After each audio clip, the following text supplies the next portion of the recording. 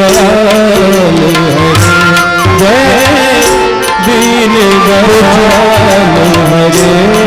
व्यास जी महाराज जी का आगमन कथा पंडाल में हो गया है।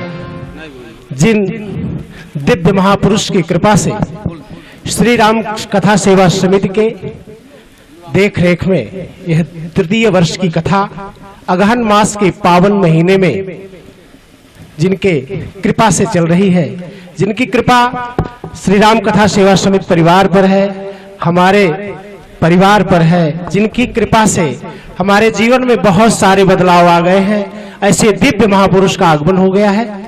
तो आप सब अब आज के मुख्य जजमान श्री प्रकाश पांडे जी और उनकी धर्मपत्नी आदरणीय हमारी भाभी जी आज की मुख्य जजमान है, और दूसरे जजमान अति प्रिय बालक है सिब्बू पांडे, सुनील जी के पुत्र हैं, हमारे संरक्षक जी के पौत्र बाबू शुभ आज ये भी जजमान है। तो कृपया दोनों जजमान लोग कृपया मंच पर आएं और व्यासपीठ की पूजन कराएं। कृपया मुख्य जजमान चलें।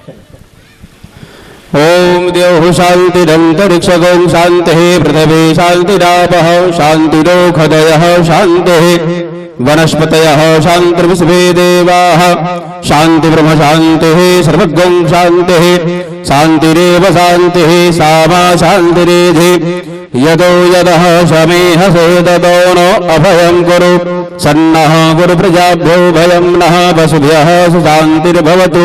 श्रीमन्महागणाधिपतये नमः। श्रीलक्ष्मीनारायणाभ्यां नमः। उमामहेश्वराभ्यां नमः। वाणी हिरण्यगर्भाभ्यां नमः। सचि पुरंदराभ्यां नमः। मातृपुत्रगुरुचरणकमलेभ्यो नमः। इष्टदेवताभ्यो नमः। कुलदेवताभ्यो नमः। ग्रामदेवताभ्यो नमः। स्थानदेवताभ्यो नमः। वास्तुदेवताभ्यो नमः। सर्वेभ्यो देवेभ्यो नमः। सर्वाभ्यो देवेभ्यो नमः। सर्वेभ्यो ब्राह्मणेभ्यो नमः। सिद्धिबुद्धि सहिताय श्रीमन्महागणाधिपतये नमः। श्रीमंगलमूर्तये नमः। विनायकं गुरुं भानुं ब्रह्म विष्णुं महेश्वरः सरस्वती प्रणम्यादौ धर्मकामार्थसिद्धये। ओम पवित्रः पवित्रो वासरभावस्तां गतो विवायस्मरेत् पुण्डरीकाक्षं सभायाभ्यन्तरः शुचिः। ओम पुण्डरीकाक्षः पुनातु। ओम पुण्डरीकाक्षः पुनातु पुनातु पुण्डरीकाक्षः। हस्ते पुष्पाणि गृहीत्वा ध्यानं कुर्यात्। हाथ में पुष्प ले लेंगे, पंचदेवताओं का ध्यान करेंगे, साथ में मां सरस्वती जी का, श्री हनुमान जी महाराज का ध्यान करेंगे बड़े प्रेम से। हरि ओम गणानान्त्वा गणपतिगुं हवामहे प्रियाणां त्वा प्रियपतिगुं हवामहे निधीनान्त्वा निधिपतिगुं हवामहे वसो मम आहमजानि गर्भधमात्मजासि गर्भधम्। अम्बे अम्बिके बालिके नमानयति कश्चन ससतस्वकः सुमुद्रिकां कान्तिलवासिनीम्। इदं भुवर्चक्रमेन्द्रैधानि देवदम् समूढमशवाग्निसुरे स्वाहा। श्रीश्चते लक्ष्मीस्तभ्यां बहुरात्रे पार्श्वे नक्षत्राणि रूपमश्विनौ व्यातं ईशन्निखाणामुं मयिखाण सर्वलोकं मयिखाण। नमः शम्भवाय च मयो भवाय च नमः। शङ्कराय च महेश्वराय च नमः। शिवाय च शिवधराय च आकृष्णेन रजसा वर्तमानो निवेशयन्नमृतं मृत्यं च। हिरण्ययेन सविता रथेनाद्येवो जाति भुवनानि निपश्यन्। उग्रश्भीमशध्वान्तसुजनिः सहमाश्च वेगुवाच विक्षिपः स्वाहा। पावकानः सरस्वती वाजे वृवाजनीवति जगन्यं वष्टुद्या वसुः ध्यानं ध्यानार्थे पुष्पाणि समर्पयामि। श्रीपुराणपुरुषोत्तमाय नमः। वाजवाद्यं स्तोर्घं मुखे आचमनीयम् सर्वांगे सुस्नानीयं जलं समर्पयामि। एतावानश महिमाक्तो जायांस भूरुभः पादोषु विश्वा भूतानि त्रिपादस्यामृतं दिवि चन्दनं। त्वां गन्धर्वा अगनस्त्वामिन्द्रस्त्वां बृहस्पतिः त्वामौषधे सोमो राजा विद्वान्निक्ष्मादमुच्युत। चन्द्रानुलेपनं समर्पयामि। श्रीपुराणपुरुषोत्तमाय नमः। पुष्पं पुष्मालाम् औषधीः प्रतिमोदध्वं पुष्पवतीः वृषुवरीः अस्वा इव सचतुर्भिरुदः वारिषभपुष्पाणि समर्पयामि। माल्यादीनि सुगन्धीनि मालत्यादीनि वै प्रभो मया हृतानि पुष्पाणि पूजार्थं प्रतिगृह्यतां। श्रीपुराणपुरुषोत्तमाय नमः। पुष्पं पुष्मालां समर्पयामि। मनसा वर्गल्पे धूपम् आघ्रापयामि। प्रत्यक्षदीपं सन्दर्शयामि।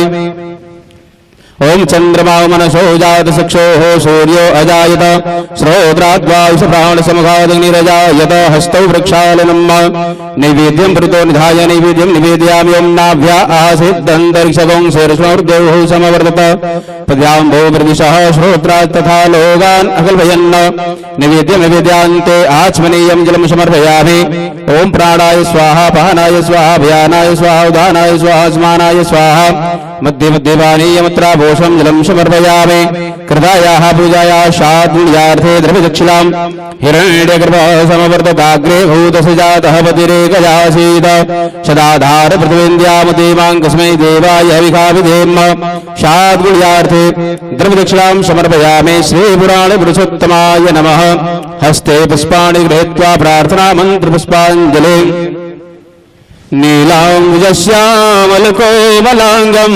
सीताशमारोपितवामभागं पाणौ महाशायकचारुचापं नमामि रामं रघुवंशनाथम् ओम जिन्नेन यज्ञमय जन्तदेवास्तानि धर्माणि प्रथमान्यासन्न ते हरागं महिमानः सजन्त यत्र पूर्वे साध्याः सन्ति देवाः प्रार्थनापूर्वकं मन्त्रपुष्पाञ्जलिः समर्पयामि श्रीपुराणपुरुषोत्तमाय नमः। श्री व्यास जी महाराज का पूजन करेंगे। अखंड मंडलाकारं व्याप्तं येन चराचरं तत्पदं दर्शितं येन तस्मै श्री गुरुवे नमः। व्यासाय विष्णुरूपाय व्यासरूपाय विष्णवे नमो वै ब्रह्मनिधये वासिष्ठाय नमो नमः।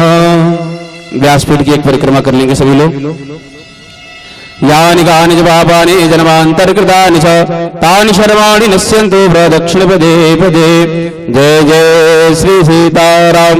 बोली श्री हनुमान जी महाराज की जय। श्री सरयू महारानी की जय। नमः पार्वती पदे हर हर हर महादेव शंभो।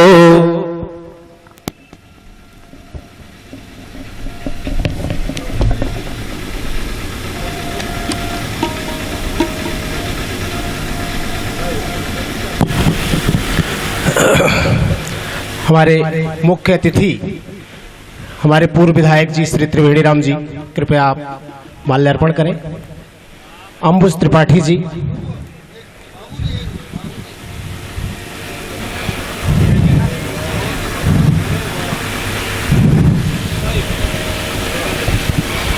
श्री सुभाष दुबे जी, काशी प्रसाद गौड़ जी,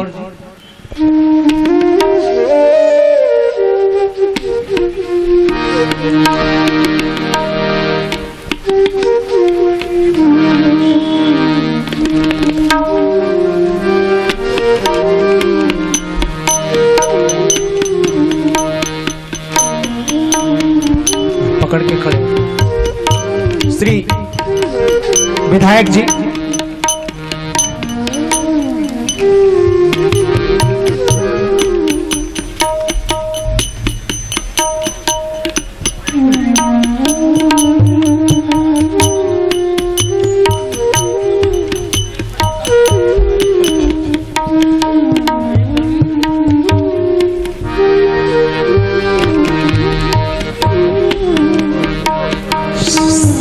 श्री धनुषधारी जी, कृपया मंच पर आए।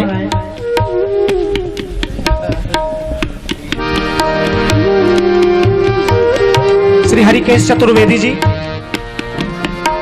हरीश दुबे जी, श्री सुरेंद्र दुबे जी,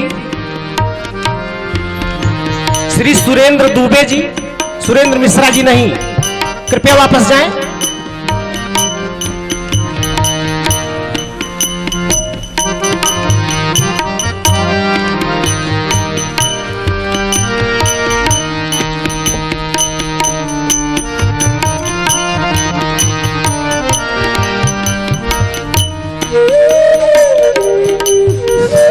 सेवानिवृत्त वीडियो साहब, रामनगर।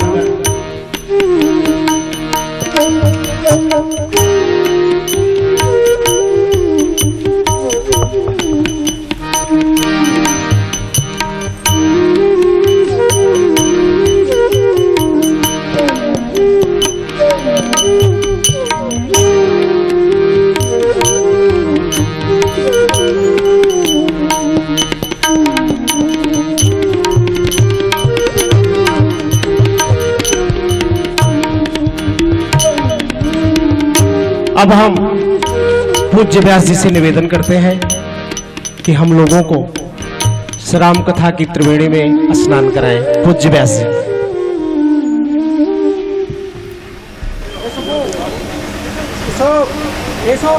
धन्यवाद आदरणीय दुबे जी। आज द्वितीय तिथि है मार्गशीर्ष के शुक्ल पक्ष की और सबसे बड़ा नक्षत्र है जिसका नाम ही ज्येष्ठ है और सबसे बड़े देवता महादेव हैं। आज उन्हीं की कथा है, भगवान शिव के विवाह की कथा है और इस अवसर पर हमारे कुटी से महाराज जी भी पधारे हैं। उनका बहुत स्वागत है, अभिनंदन है।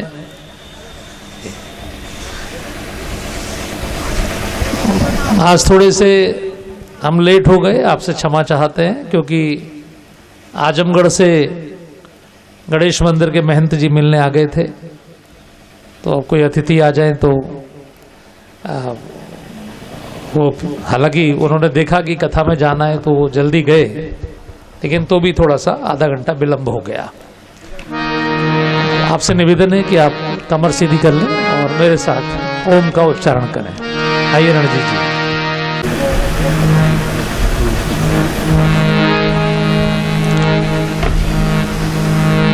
जय जय।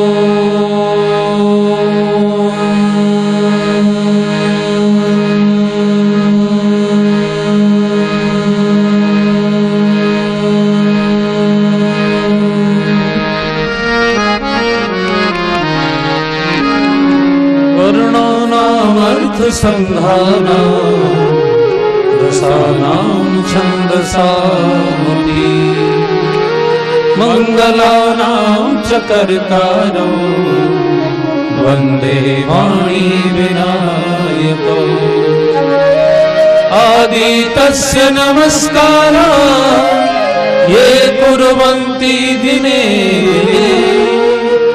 आयुर्प्रज्ञा बलं वीर्यम् तेजस्तेषां जरायते कर्पूरगौरं करुणावतारं संसारसारं भुजगेन्द्रहारं सदा वसन्तं हृदयारविन्दे भवं भवानी सहितं नमामि लोकाभिरामं रणरङ्गधीरं राजीवनेत्रं रघुवंशनाथं कारुण्यरूपं करुणाकरन्तं श्रीरामचन्द्रं शरणं प्रपद्ये मनोजवं मारुतितुल्यवेगं जितेन्द्रियं बुद्धिमतां वरिष्ठं वातात्मजं वानरयोधमुख्यं श्रीरामदूतं शरणं प्रपद्ये। बोली राजा रामचंद्र भगवान की जय। श्री हनुमान जी महाराज की जय।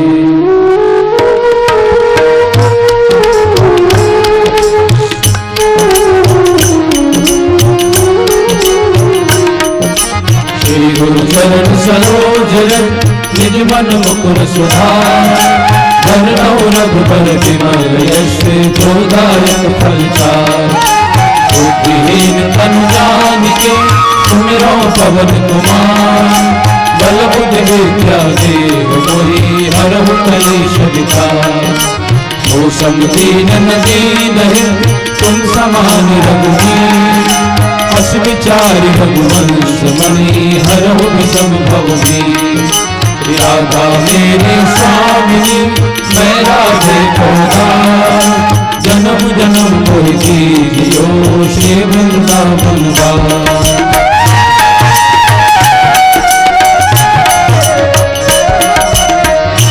श्री राम जय राम जय जय राम श्री राम जय राम जय जय राम श्री राम जय राम जय जय राम श्री राम जय राम जय जय राम श्री राम जय राम जय जय राम श्री राम जय राम जय जय राम श्री राम जय राम जय जय राम श्री राम जय राम जय जय राम मंगल गावन अमंगल हारी मंगल गावन अमंगल हारी प्रभु सो दशरथ अजीर बिहारी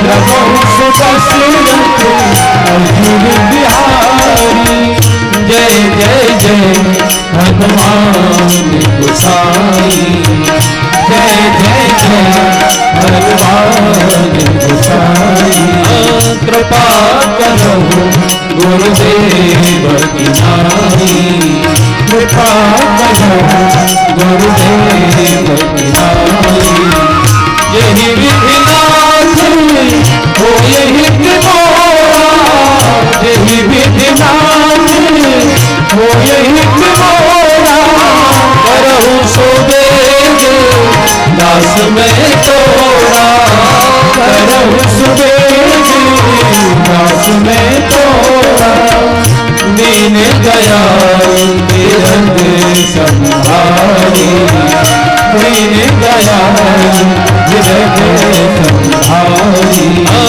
हरहु नाथ संकट भारी हरहु नाथ संकट भारी श्री राम जय राम जय जय राम श्री राम जय राम जय जय राम श्री राम जय राम जय जय राम श्री राम जय राम जय जय राम श्री राम जय राम जय जय राम श्री राम जय राम जय जय राम श्री राम जय राम जय जय राम श्री राम जय राम जय जय राम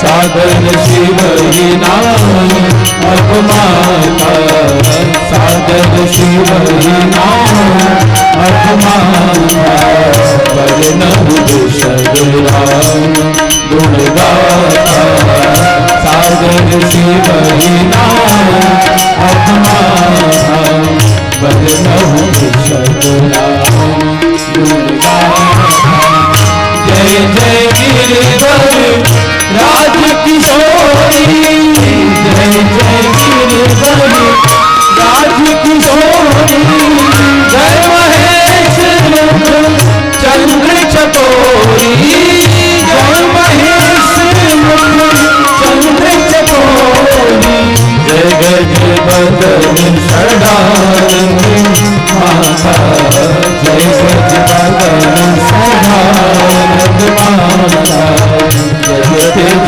जननी दाहिनी कृत दाता जय गज बदन सदानंद माता जगत जननी दाहिनी कृत दाता राम कथा कली कामद गाई राम कथा कली कामद गाई उजन सजीवन मोरी सुहाई सुगम सजीवन मोरी सुहाई उर्दे तुम्हारा महेश भवानी उर्दे तुम्हारा महेश भवानी प्रणवो वेद बंधु दिन भाई उर्दे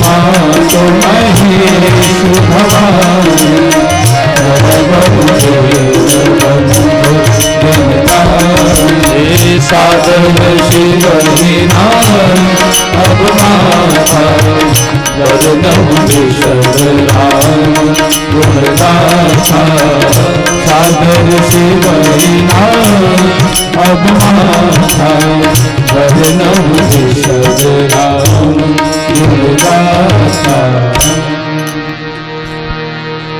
बोलिए सरस्वती मैया की जय, श्री गणेश जी महाराज की जय, श्री सद्गुरुदेव महाराज की जय, श्री गोस्वामी तुलसीदास जी महाराज की जय, आज के आनंद की जय, सब संतन की जय, सब पितरन की जय, सब देवन की जय, शांभवी मैया की जय, सरयू मैया की जय, श्री अयोध्या धाम की जय, श्री काशी विश्वनाथ धाम की जय।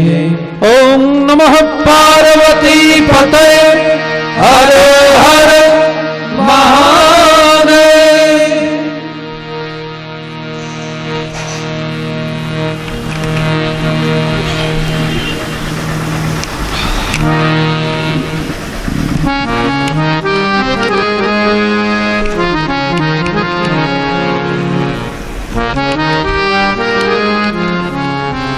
आप सभी को पुनः प्रणाम करते हुए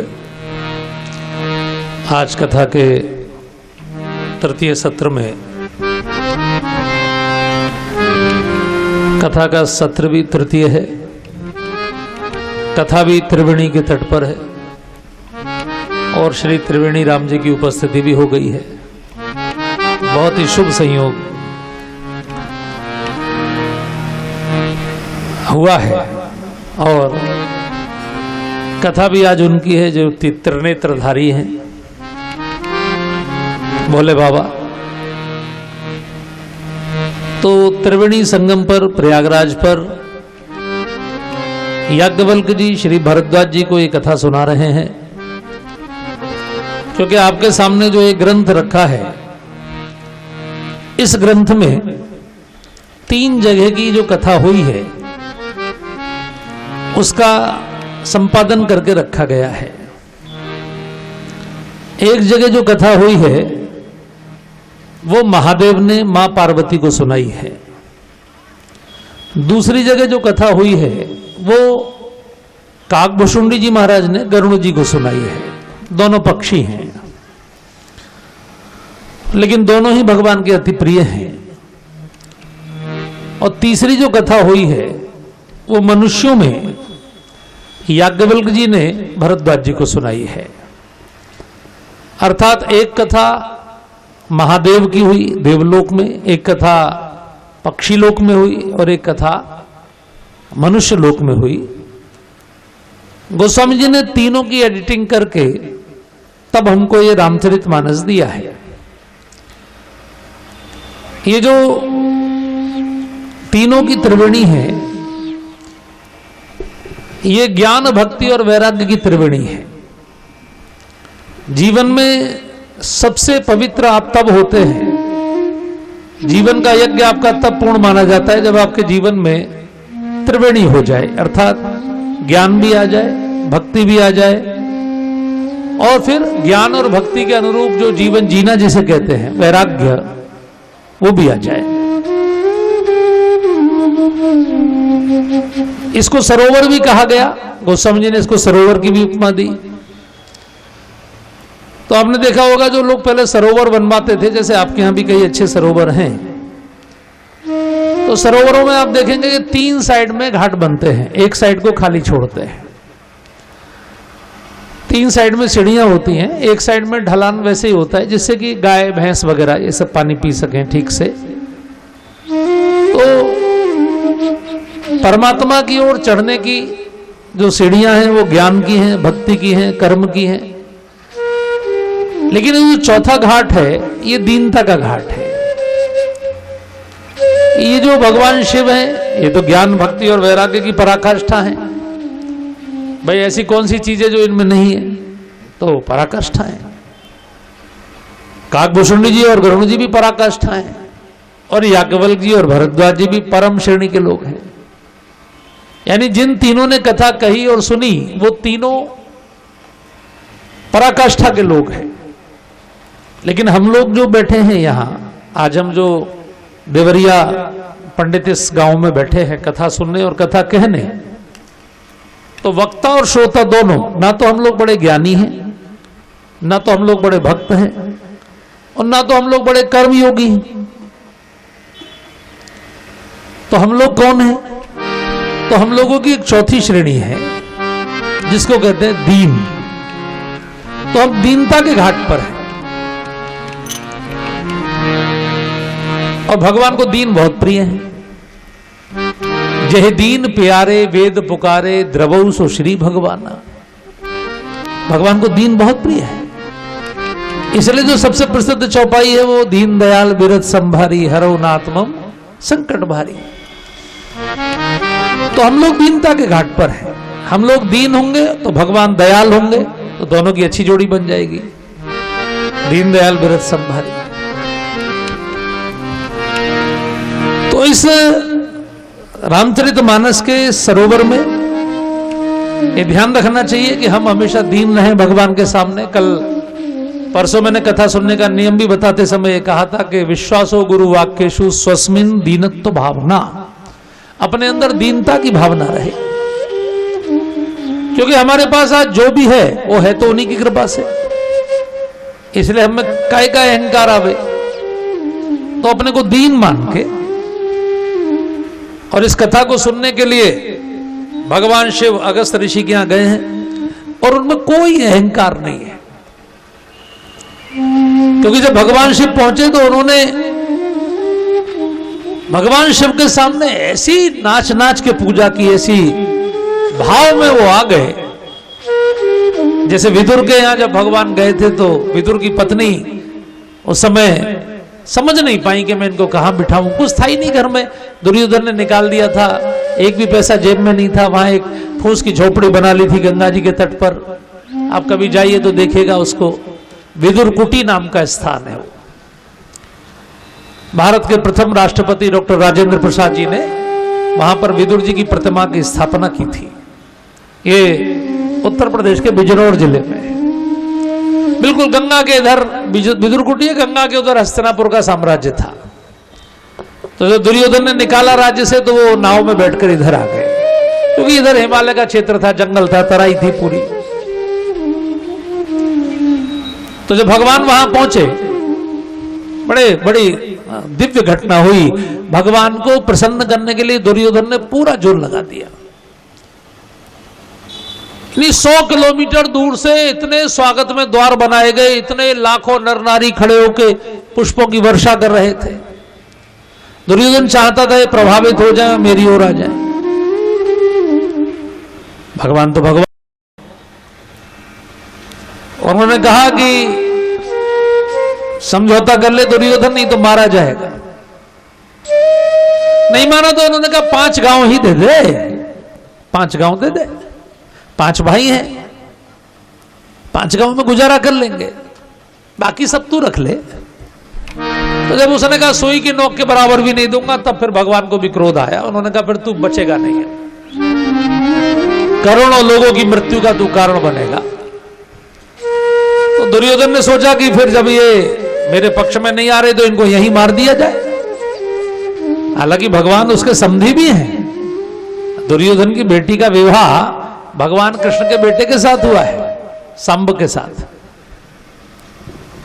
तो जैसे उसने कहा पकड़ लो, मार दो, बस भगवान ने हाथ में सुदर्शन चक्र का आवाहन किया।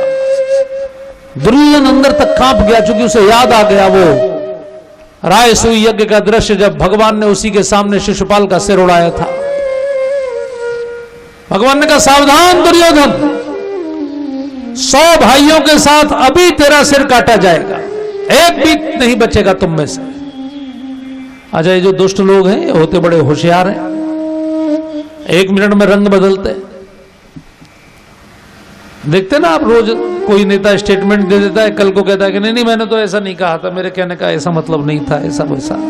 तो 1 मिनट में दुर्योधन है करता हुआ, अरे कन्हैया आप तो बुरा मान गए, मैं तो मजाक कर रहा था, और मैंने तो आपके लिए स्पेशल डिनर रखा है, सारे देश के राजा रहेंगे, आप मुख्य अतिथि हैं। भगवान ने कहा हमारा तेरा कोई संबंध नहीं है। भोजन 2 ही जगह होता है, या तो प्रेम बहुत हो और या तो प्राण निकल रहे हो। ना तो मेरे प्राण निकल रहे हैं बिना भोजन के, और ना मेरा तुझसे कोई प्रेम है, क्योंकि जब तू मेरी बात ही नहीं मानता फिर कहां खाओगे? बोले विदुर जी के यहाँ। दुर्योधन ने कहा उनके यहाँ कुछ नहीं, वो तो भूखे मर रहे हैं, मैंने निकाल दिया है। भगवान ने कहा कोई बात नहीं, उनके यहाँ जाके फल खाऊंगा, लेकिन तेरे यहाँ नहीं खाऊंगा।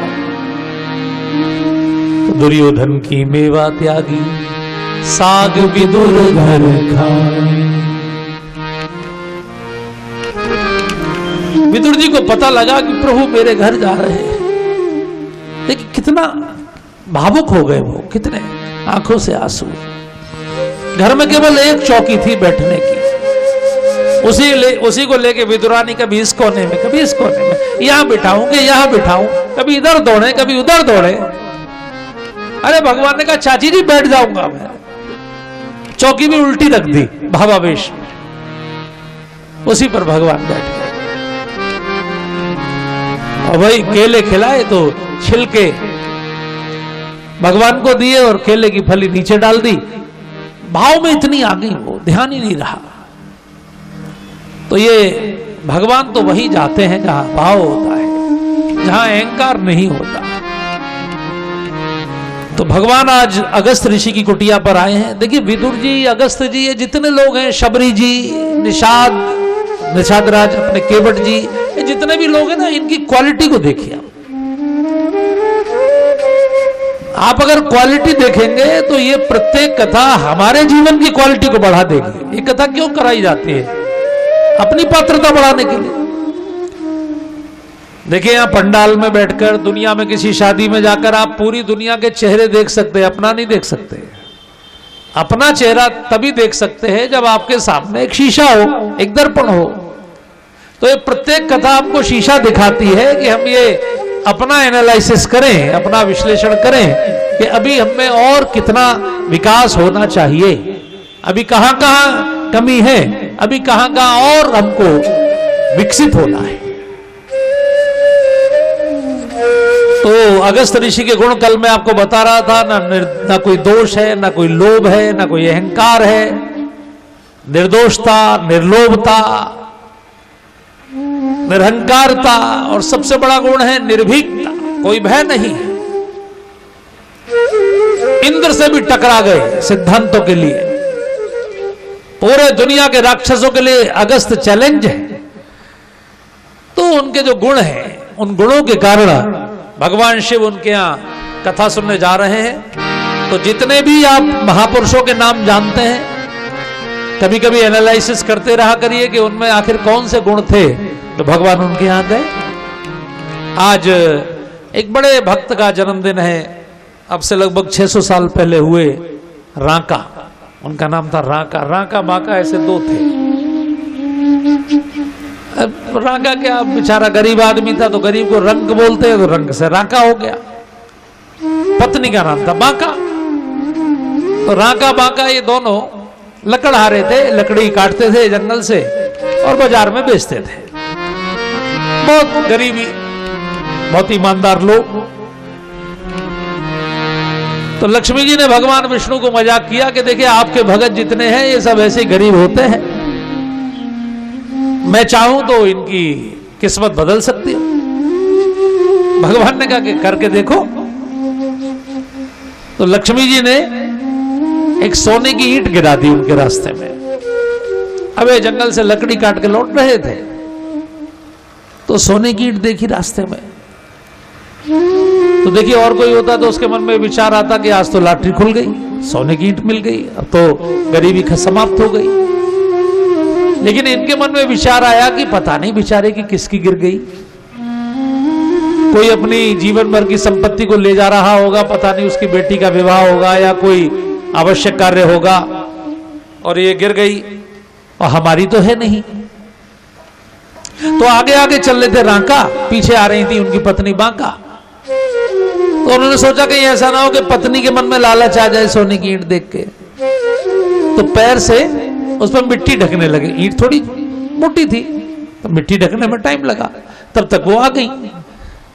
तो उन्होंने हंस के अपने पति से कहा, मिट्टी को मिट्टी से काहे ढक रहे हो, मिट्टी पर मिट्टी क्यों डाल रहे हो? आपको अपनी पत्नी पे भरोसा नहीं है? पराई नारी मां, पराया धन मिट्टी। तो जब पराया धन मिट्टी है, हमने बचपन से सीखा है मातृवत परदारेशु पर द्रव्येशु लोष्ठवत, तो मेरे लिए मिट्टी है, छोड़ के चले गए। भगवान ने लक्ष्मी से कहा ये तो छोड़ गए, आपकी तो ईंट का कोई फायदा हुआ नहीं। अगले दिन लक्ष्मी जी ने क्या किया कि सोचा कि चलो इनकी गरीबी दूर कर देते, जंगल की सारी वैसे मुश्किल से दिन में एक गट्ठर काट पाते थे, उन्होंने जंगल की सारी लकड़ी सैकड़ों गट्ठर कटवा के बांध के रखवा दिए, सूखी लकड़ी। क्या अब ये कोई ट्रक बुला लेंगे और ट्रक में भरवा के मंडी में बेचेंगे तो बहुत पैसा मिल जाएगा एक साथ। अभी दोनों जंगल आए तो इन्होंने कहा अरे आज पता नहीं कौन ठेकेदार आ गया, कौन बड़ा कोई ठेकेदार आ गया, उसने जंगल की सारी लकड़ी कटवा के सबके गट्ठर बनवा दिए, हमारे लिए तो कुछ बचा ही नहीं। उसको लिया नहीं, बोले पता नहीं भैया किसकी है, कौन काट के रख गया। फिर घर जाके भूखे सो गए, पानी पी के सो गए। आज प्रभु की ऐसी इच्छा है। तो भगवान ने लक्ष्मी जी से कहा कि आपके कारण मेरे भक्त को भूखा और सोना पड़ा, इसलिए ये जैसे वैसे ही रहेंगे। ये इनका मन जो भगवान की भक्ति में है। बड़े सिद्ध संत हुए वो दोनों, फिर बाद में बड़ी उनकी ख्याति हुई, बड़े सिद्ध हुए, और आज 600 साल बाद भी हम लोग उनके नाम का स्मरण कर रहे हैं। भक्तमाल में उनकी कथाएं हैं। तो ये परमात्मा आपके कौन से गुण पर रीझेगा, इसलिए जितनी कथाएं आप सुनते हैं उनमें से कोई ना कोई गुण अगर पकड़ते रहे तो बहुत आनंद है। तो आज की कथा की शुरुआत इसी से करते हैं। न जाने कौन से गुण पर दयानिधि रीझ जाते हैं, न जाने कौन से गुण पर दयानिधि रीझ जाते हैं। यही सब संत कहते हैं, यही सब गाते हैं, यही सब संत कहते हैं, यही सब गाते हैं। न जाने कौन से गुण पर दयानिधि रीझ जाते हैं, न जाने कौन से गुण पर दयानिधि रीझ जाते हैं। नहीं स्वीकार करते हैं निमंत्रण नृप दुर्योधन का, नहीं स्वीकार करते हैं निमंत्रण नृप दुर्योधन का। आप लोग अगर अपने मुख से गाएंगे इसको तो आपको और आनंद आएगा। एक एक शब्द को अपने मुख से गुनगुनाइए। नहीं स्वीकार करते हैं निमंत्रण नृप दुर्योधन का, नहीं स्वीकार करते हैं निमंत्रण नृप दुर्योधन का। विदुर के घर पहुँच कर भोग, विदुर के घर पहुँच कर भोग, छिलकों का लगाते हैं। विदुर के घर पहुँच कर भोग, छिलकों का लगाते हैं। न जाने कौन से गुण पर दयानिधि रीझ जाते हैं, न जाने कौन से गुण पर दयानिधि रीझ जाते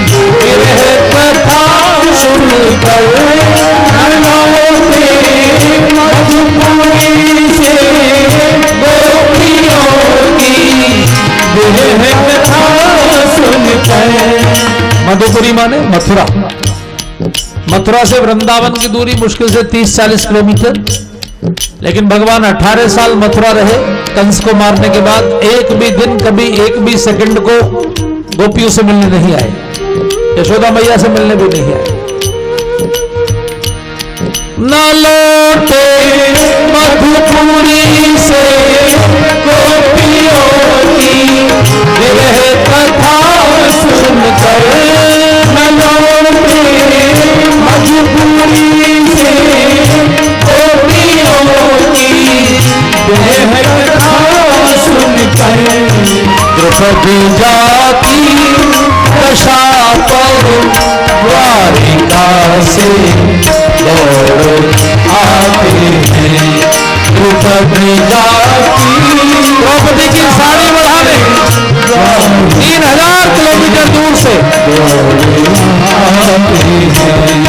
न जाने कौन से गुण पर दयानिधि जाते हैं।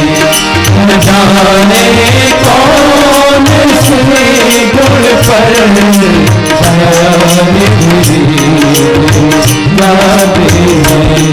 यही सब संत कहते हैं, यही सब ग्रंथ गाते हैं। यही सब संत कहते हैं, यही सब ग्रंथ गाते हैं। सबकी ताली।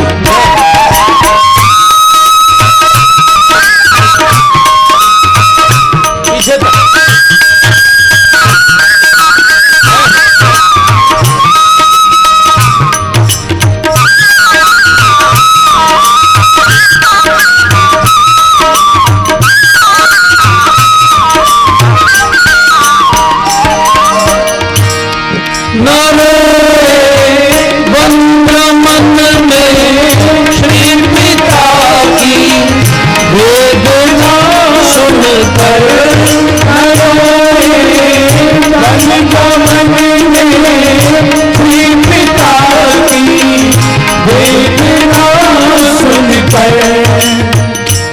भगवान श्री राम राजा दशरथ की मृत्यु का समाचार पाए चित्रकूट में, दुखी बहुत हुए लेकिन बहुत रोए नहीं। उस दिन पानी नहीं पिया उन्होंने, लेकिन जैसा वो रोए जटायु को गोद में लेटाकर,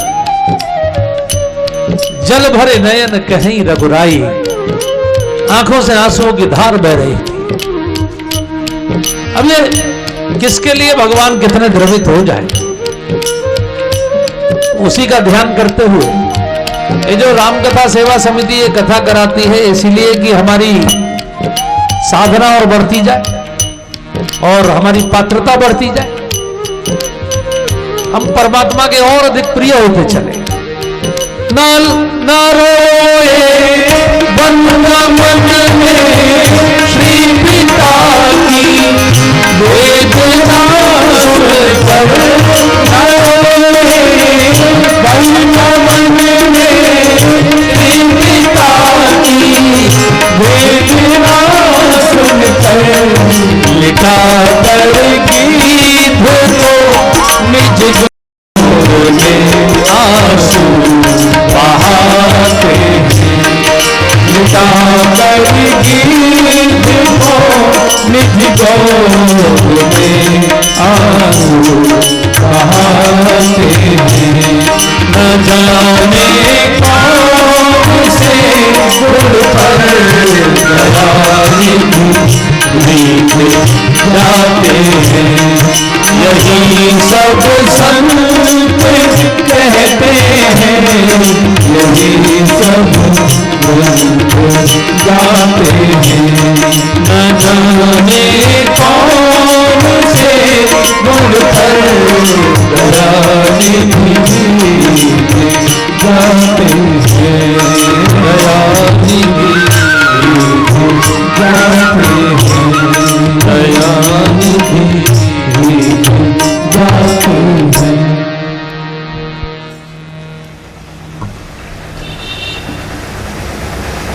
श्रीमद् भागवत में भगवान के सबसे प्रिय पात्रों में से एक विदुर जी हैं। अंतिम समय जब वो प्राण छोड़ रहे थे, उस समय उन्होंने उद्धव जी से कहा कि जो उपदेश मैंने आप लोगों को किया है, जब आप बद्रीनाथ जाओगे तो रास्ते में विदुर जी मिलेंगे। विदुर जी से कहना कि इस उपदेश को वो हरिद्वार में बैठकर श्रवण करें मैत्रेय ऋषि के मुख से। क्योंकि भगवान कृष्ण जब अपना शरीर छोड़ रहे थे, अंतिम समय उनके पास दो लोग उपस्थित थे, उद्धव जी और मैत्रेय ऋषि। तो श्रीमद् भागवत के एकादश स्कंद का उपदेश उन दोनों को किया और कहा कि विदुर जी को कहना कि वो इसको सुन लें। तो रोते हुए उद्धव जी ने पूछा कि अंतिम समय आपको अपनी पत्नियों की याद नहीं आई, अपने बेटों की याद नहीं आई, आपने किसी को याद नहीं किया, आपने विदुर जी को याद क्यों किया? तब भगवान ने कहा कि वो दुनिया में इकलौता मेरा भक्त था जो निष्काम था, जिसने कभी कुछ मांगा ही नहीं, जिसकी कोई कामना नहीं। वो दुनिया में इतने कांटे का आदमी था कि प्रधानमंत्री के पद पर रहते हुए भी, मुख्य सबसे बड़े कैबिनेट मंत्री के पद पर रहते हुए भी उसने राजा को कभी चाटुकारता नहीं की। भले ही राजा नाराज हुआ या कुछ भी हुआ, राजा को उसने कड़वा बोला, सत्य बोला। अगर वो कड़वा ना बोलते तो दुर्योधन उनको निकालते ही क्यों? तो भगवान ने कहा जो ऐसा भक्त होता है, जो, क्योंकि कर्म ही तो पूजा है, असली कर्म तो पूजा है। हम जो कर रहे हैं, मैं अगर कथा कर रहा हूं, अगर कोई शिक्षक है, अगर कोई किसान है, अगर कोई व्यापारी है, हमारा कर्म ही तो हमारी पूजा है 24 घंटे। तो भगवान ने कहा जो अपने कर्म को प्रामाणिकता से करता है और जो मेरा निष्काम भक्त होता है, वो मेरे हृदय में होता है। तो अंतिम समय भगवान विदुर जी को याद कर रहे थे। तो यहां हम लोग पात्रता का विषय ले रहे हैं, ये बहुत बड़ा विषय है। देखिए, अगर हवाई जहाज को उतारना है तो हवाई पट्टी तो चाहिए। अगर शेरनी का दूध लाना है तो पहले सोने का कटोरा चाहिए, नहीं तो और किसी धातु में तो खराब हो जाएगा। तो जो भी आपको धारण करना है उसके अनुरूप आपकी पात्रता चाहिए। तो एक कथा पात्रता बढ़ाने के लिए है, जैसा मैंने आपको निवेदन किया। आज भगवान शिव अगस्त ऋषि के यहां हैं, तो अगस्त ऋषि की पात्रता है कि अगस्त ऋषि माताओं के सम्मान के रक्षक हैं। अगस्त ऋषि में कोई लोभ नहीं है। रावण उस समय ऋषियों को लोभ देकर खरीद रहा था, वो बिके भी नहीं, उनमें कोई अहंकार भी नहीं। भगवान शिव उनके दरवाजे पर आए तो ऐसे नाचे, सती तो मोहित हो गई। सती को लगा ये कैसा कथावाचक है, ये कैसा ऋषि है, ये क्या कथा सुनाएगा, ये तो हमारे आने पे नाच रहा है। क्योंकि कभी वो लेटे, कभी उठे, कभी दंडवत करें, वो इतने प्रसन्न। अब आप ही सोचिए, आपके दरवाजे पर भगवान आ जाए तो आप कितने प्रसन्न होंगे। बहुत प्रेम से।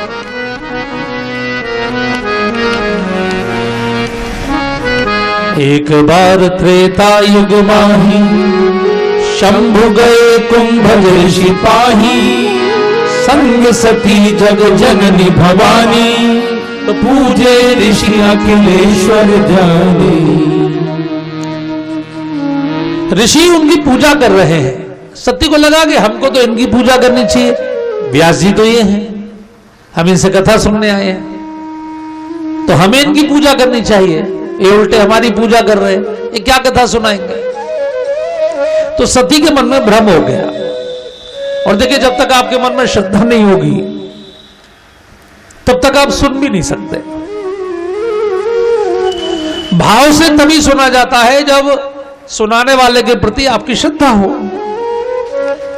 तो सती को श्रद्धा नहीं रही, इसलिए उन्होंने कथा नहीं सुनी। कथा किसने सुनी? राम कथा मुनि बरज बखानी, सुनी महेश परम सुख मानी। भगवान शिव ने कथा सुनी और परम सुख प्राप्त किया। ये श्रोताओं में परम सुख अगर पूरी रामायण में किसी को मिला तो भगवान शिव को, क्योंकि आप अंदर से जितने क्लीन होते हैं उतना अधिक आपको, अब आपको पेंट करना हो तो पहले दीवार बिल्कुल जितनी साफ होगी उतना अच्छा पेंट होगा।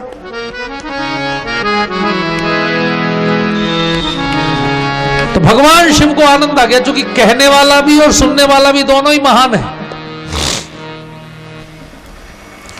भगवान शिव ने पूछा कि मैं दक्षिणा में आपको क्या दूं, क्योंकि कथा सुनना एक यज्ञ है, ये ज्ञानी यज्ञ है। कोई भी यज्ञ बिना दक्षिणा के नहीं होता।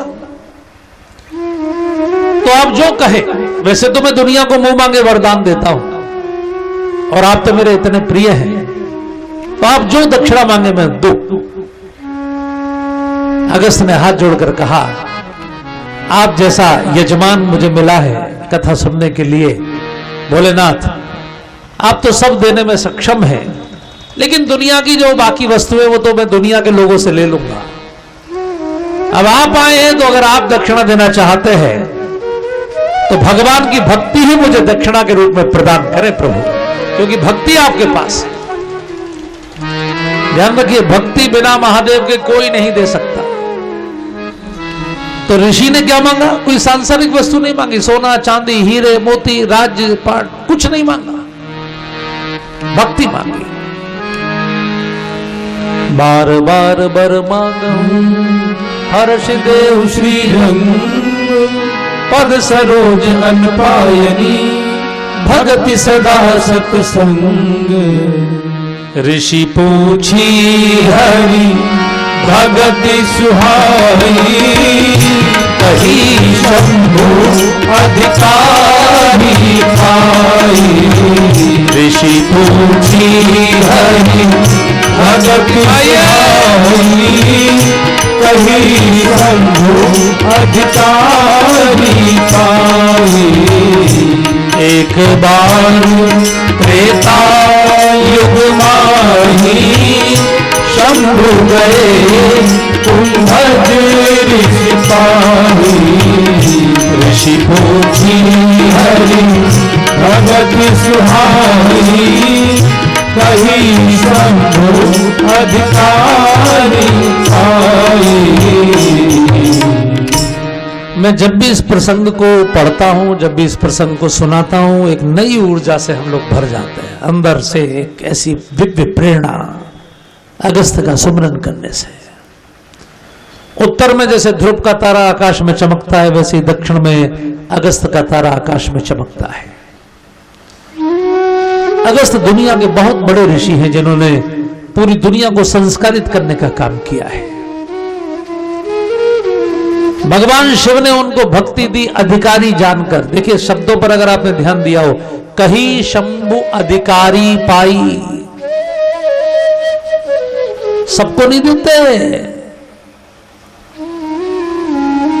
मान लीजिए आतंकवादी के हाथ में परमाणु बम आ जाए तो क्या करेगा? वो नष्ट कर देगा दुनिया को। तो भक्ति भी सबको नहीं मिलनी, भक्ति उसको मिलनी जो उसका पात्र है। वो जानते हैं कि अगस्त इसके पात्र है, इनमें लोभ नहीं है, इनमें अहंकार नहीं है, इनमें कोई दुर्गुण नहीं है, कोई दोष नहीं है, इसका दुरुपयोग नहीं करेंगे भक्ति का। और अगस्त ने भगवान की भक्ति को पूरे विश्व में फैलाया। तो ये पात्रता की बात है।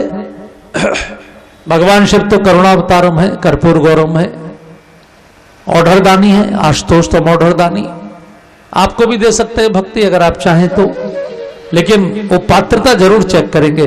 और वरदान देने से पहले पात्रता चेक करें या ना करें, भक्ति देने से पहले जरूर करेंगे।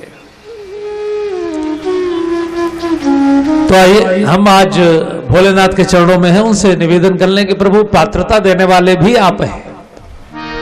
यह गुण साधन ते नहीं होई, तुमरी कृपा पाव कोई कोई। अच्छा, जो लोग पंडाल में आए वो तो पात्र ही हैं, क्योंकि वो ही आए हैं जिन पर भगवान की कृपा है। अति हरि कृपा जाहि पर हुई, पाँव दे ही यही मार्ग सोई। तो जरा पात्रता के संबंध में 4 पंक्तियां मेरे साथ गुनगुना लें। उनकी करुणा में कोई कमी है नहीं, शिव की करुणा में कोई कमी है नहीं, पात्रता में हमारी कमी रह गई। शिव की करुणा में कोई कमी है नहीं, पात्रता में हमारी कमी रह गई। शिव की ममता में कोई कमी है नहीं, शिव की ममता में कोई कमी है नहीं, पुत्रता में हमारी कमी रह गई। शिव की ममता में कोई कमी है नहीं, पुत्रता में हमारी कमी रह गई।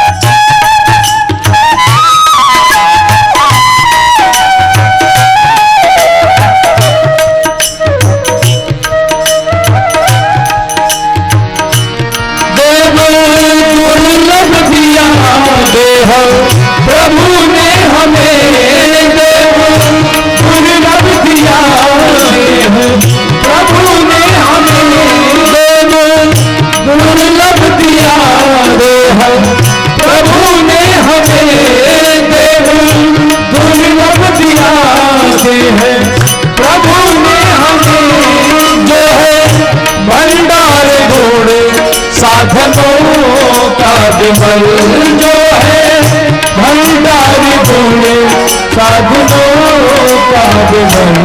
उनकी समता में कोई कमी है नहीं, उनकी समता में कोई कमी है नहीं, योग्यता में हमारी कमी रह गई।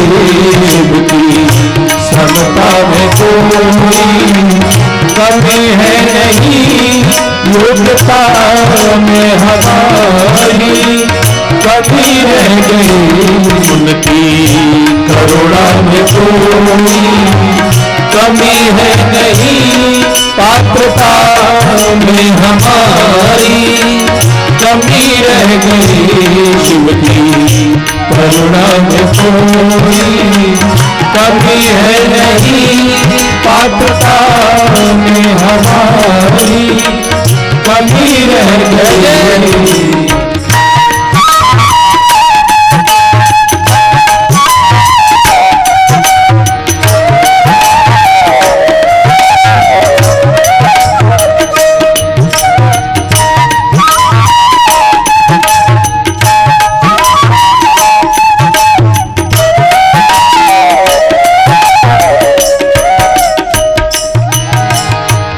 बड़े ही भाग्य मानुष तन पावा, बड़े ही भाग्य मानुष तन पावा, सुर दुर्लभ सब ग्रंथन गावा, सुर दुर्लभ सब ग्रंथन गावा।